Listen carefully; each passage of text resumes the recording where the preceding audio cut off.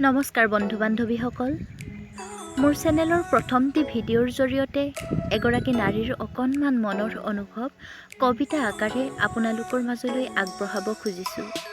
আশা কৰিছোঁ আপোনালোক সকলোৱে মোৰ ভিডিঅ'টি লাইক, কমেণ্ট আৰু শ্বেয়াৰ কৰি মোক আগবাঢ়ি যোৱাত সহায় সহযোগিতা কৰিব। লগতে মোৰ চেনেলটো ছাবস্ক্ৰাইব কৰি নতুনকৈ আহিবলগীয়া ভিডিঅ'সমূহৰ ন'টিফিকেশ্যন পাবলৈ কাষতে থকা বেল আইকনটো ক্লিক কৰিবলৈ নাপাহৰিব। স্বৰচিত কবিতাৰ শিৰোনাম তোমাৰ বাবে। তোমাৰ বাবেই মোৰ সমস্ত ত্যাগ, এৰি থৈ আহিছোঁ আই পিতাইৰ ঘৰখন। তোমাৰ নামতেই উচৰ্গা কৰিছোঁ দেহ মন। মিতিৰ কুটুম, বন্ধু বান্ধৱী সকলো এৰিছোঁ। পাহৰি পেলাইছোঁ সকলো সপোন। তোমাৰ সুখত সুখী হ'ম, তোমাৰ দুখত দুখী হ'ম।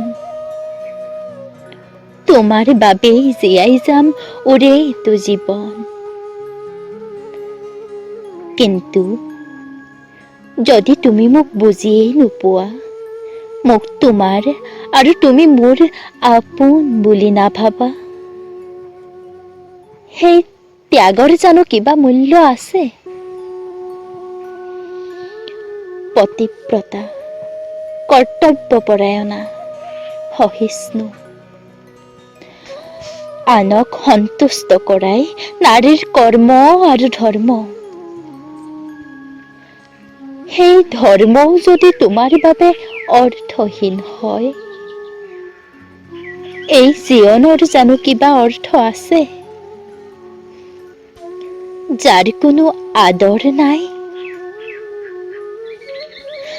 তেন্তে নাৰীৰ ত্যাগক সন্মান কৰিব নজনাজনৰো কোনো প্ৰয়োজন নাই। নালাগে ৰাখিব তুমি মোক ৰাজপ্ৰাসাদত, দিবও নালাগে মোক ধন সম্পত্তি ঐশ্বৰ্য বিভূতি।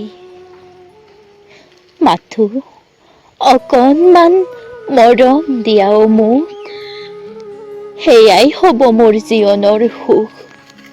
ধন্যবাদ।